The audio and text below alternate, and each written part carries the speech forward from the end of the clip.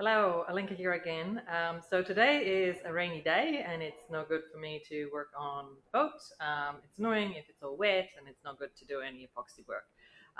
So instead of that, I thought I'll do another unboxing video because the last one was quite popular, very surprising. I also got this new camera from AliExpress that I wanted to test, so a perfect opportunity for that. Okay, so here's my BlueShark box opened. I actually found a little shipping slip on the outside of the box, and the date when this was actually sent to me was in 2022. Which, wow, yeah, it's 2024 now, so yeah, a year and a half ago or so. This has been sitting in the garage ever since, and I didn't open it. So, well, life gets in the way. Sometimes you just have to have perseverance. So if you have to, do some paid work, and that puts your boat building on hold, well, you can always get back to it later. Just don't give up. Yeah, anyway, so let me start unwrapping some of these boxes as well. So BlueShark does various deck gears, blocks, cleats, stuff like that, for yachts. And when this first came out, Dawn mentioned partnering with BlueShark to provide these parts. And we thought, well, let's order some parts directly from them, and test them out. So I've already purchased some stuff from BlueShark before and installed it on the sailboat that I owned before. And yeah, they're really pretty much really good quality stuff. Really nice, right? Basically, almost like Harken parts. Inside the package, I found this packing sheet with all of the part numbers and quantities. So that's going to help me identify what part is what and where they go. But first up, I've got a couple of these strops, and because I'm a genius, I decided to inspect the splicing on the first one and pull this out. So I have to go and find my splicing needles and fix that up. But basically, these are bits of Dyneema spliced together on a low friction ring. Very versatile piece. There's four of these bigger ones and two smaller ones. And as per the packing sheet, I think these are bobstay ring strops and guide ring strops. Next, I have a couple of these super cute small aluminium single blocks. So these are only 28 millimeter. And apparently, according to the packing sheet, they are for the wind vane. So I'm not sure exactly how you attach the wind vane. Hard to pronounce for me, to the boat, because I've never seen one. So that's another mystery that I'll figure out later. This is another type of a block which comes with the spring. So you can mount this on a deck and it will stand up. And in fact, I have purchased this design from BlueShark before, just a bigger version of it. And we used it for the spinnaker sheets, so to make sure that they stand up. Yeah, so much bigger loads as well. So the small one has a working load of 330 kilograms. So imagine, I think the bigger one had a working load of 1.5 ton or something like that. Then I have this double block here. I think technically these are called Beckett blocks. Who knows why? So this one has a working load of 550 kilograms, and according to the packing sheet, it's a part for the Cunningham. Again, I'm not exactly sure how that fits together. Can't picture it in my head.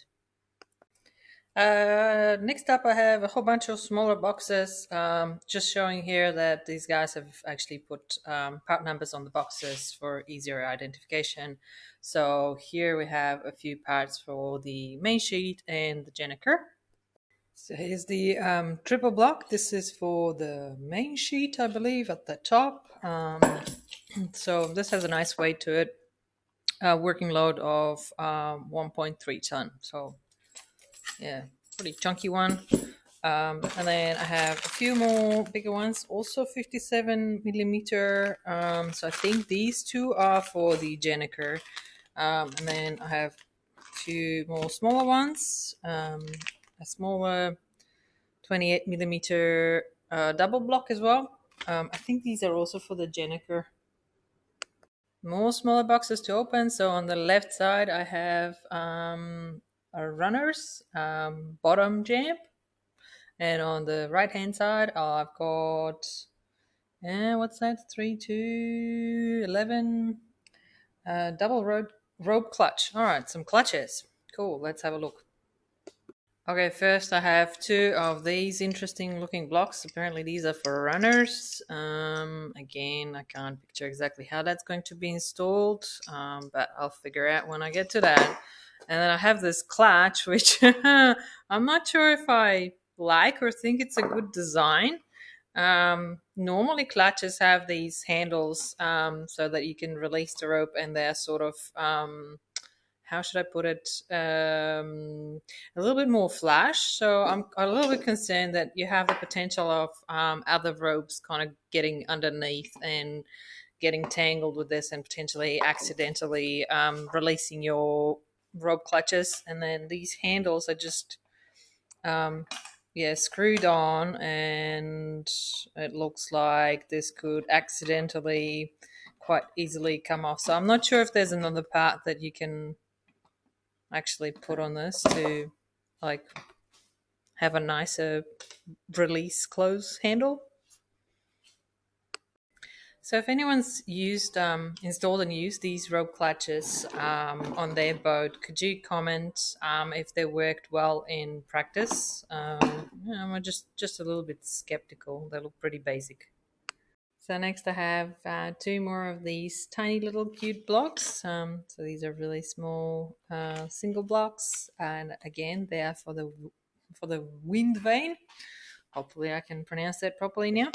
And then on the left I have another version of this double block, 38 millimeter working load of 410 kilograms. So this one is apparently a Vang fiddle. And then we have another rope clutch, this time a triple one. I mean, this thing has, it's pretty heavy, so feels pretty solid. And on one hand, these handles seem quite practical, just to grab and release and close back down. I'm just hoping that this doesn't come off while you're in the middle of the ocean sailing, or that this doesn't cause ropes to get entangled underneath the handles. Next I have 10 of these. They are mast foot blocks, 38 millimeter. They just like ordinary single blocks with a swivel on top. There was also this package in there, so there's some kind of insert that allows you to actually fix the swivel in a specific position. So rather than letting it swivel, you can fix it either way, this way or that way. And then there was another one that's a slightly different design. I'll just take it out of the package. So this one, and that's apparently called a deck cheek block. So I'm not quite sure how you attach that to the deck. It doesn't have any swivel on top. Now for something else. In the next box I found a couple of deck sheaves, or I guess you could call these rope organizers. So usually you put these in front of the clutches, and they help you organize how the ropes run and make sure that they don't get entangled and stuff. So there's one that has four, so probably one on each side, port starboard, and a double one, quadruple, double, and then there's a few packets of these low friction rings. Cute. They're very versatile. You can use them for all sorts of stuff. A few more of these strops with the rings already spliced in. So that's kind of great. You can always splice the Dyneema on the rings, but if you can buy the part that's already spliced, that saves you quite a bit of time. And then there's this triple block. So I'll check the sheet to find out what it's for. So I've taken it out of the bag. It's nice, chunky block, triple with a cleat. So it is for the main sheet bottom. So I think I've already had one triple block that was for the top that had no cleat. This one has a cleat, so you can jam the rope in there. Cool, yeah, it's pretty chunky, heavy. Funny thing, I had probably one of these on my Hobie Cat 14. So okay, in the next box, I had a whole bunch of these cam or clam cleats. So these are to jam the ropes. I've got two versions, one with a rope guide and one without. There's a whole bunch of them. I think there's 14. I'll count later to make sure it matches the packing slip. And then I've got another part.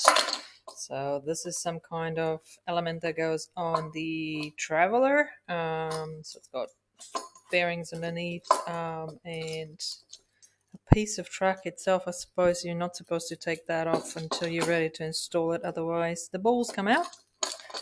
And then there was another thing. Yeah, there was a couple of these. So these look to me like they are stoppers that go on the end of Traveler tracks.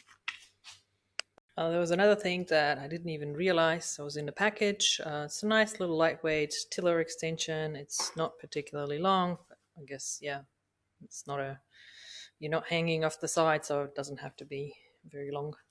Okay, only a few more items to go through. So I was running out of space on my kitchen table, so I put all of the rest of the stuff that I've already unpacked into this box. So I'll probably actually be able to save some space and neatly store this in the garage until I use it. Now, this box here contains several items, and I think all of them are related to the furling kit for the A3 and A5. So I'll just take all the stuff out first. So first off, I've got a few more of these double blocks. I think I've opened a few of these, so I'm not going to spend too much time on it. Then I have a couple of snap.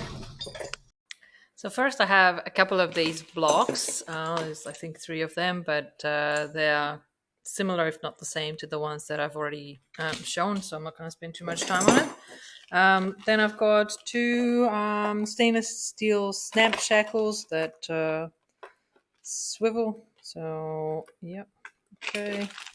And then the rest of it, I think, is parts for the furling system. So I've got drums. So these 2 look identical to me, but they have slightly different part numbers. So I'm a bit confused. Maybe the standard furling system is included as part of the main package, and then I opted for the top-down furling system. So maybe it's kind of like a better version of the same thing. So maybe that's why I've got 2. I'm not 100% sure. But these look, yeah, pretty nice, relatively small. I don't know. I'm always a bit skeptical with furling systems. It's kind of love-hate relationship. If they work, they are great. If they don't work and they tend to jam, which they sometimes do on bigger yachts and the heavy loads and stuff, they can be a real pain in the ass. Like, just imagine you're going somewhere and then, I don't know, wind picks up, you've got more load on the sail, you're trying to furl the sail, and suddenly your furling system jams. It's, yeah, absolute nightmare on a fully crewed boat. So hopefully these work well. So if anybody's used the BlueShark furling systems and you've used it in practice, yeah, please do share how your experience went. Then I've got a swivel, which is, yeah, probably part of the standard package. It goes on the top for the bottom furling one, I suppose. Then I've got these 2, and I'm not 100% sure what they're for. There's some kind of rope clutch. So I'll figure that out when it gets to the installation time. Oh yeah, there's actually 2 of these swivels. Maybe I need to have 2 because you have 2 sails, so 2 furling systems. A3, A5. I'm confused. I'll need to check the details of the kit. This has been probably 2 years since I ordered it. And then I've got some like really nice lightweight thimbles. Yeah, cool. That's it for the furling kit. And then the last thing I've got is um, a few tracks. This is the jib car tracks. They have only unpackaged one. And then this is the mast one. I think it's 1.5 meters long. And then of course it comes with the cars that go on the track as well. So there's a few different ones. So I'll need to. These probably go for the main sheet, I would guess, or maybe not. Maybe this is for the main sheet. Yeah, it seems to look fit on this track. And then there were two of these. I'm not sure what these pins are for. Okay, the packing sheet says it's a jib car plunger stop. So that's interesting. I guess I don't know. Go in the holes if you don't want to use all of the holes or something like that. I'm confused. So this was a classic Alenka move. I ran off and did a whole bunch of other things and left everything like spread out on the kitchen table on the floor. And now I had a panic moment because my husband is coming home soon. So he'd probably freak out. He found all this sailing stuff around the kitchen. So I tidied everything up. I put all the blocks and everything into a box. So hopefully in the not too distant future, I'll actually have the boat ready to splash in the water. So really hoping that's going to happen before the end of this year. So I'll get to the fun part of installing everything on the boat. Yeah, so happy days. Hopefully that's coming very soon. And yeah, just like generally wanted to say, I think from what I've tested so far, these BlueShark blocks and other items that they manufacture seem to be of really great quality for the price. So hopefully all the other new stuff that I haven't tested, like the jib cars, the tracks, the cleats and stuff like that, and especially the furling system. Hopefully that is going to work really well too.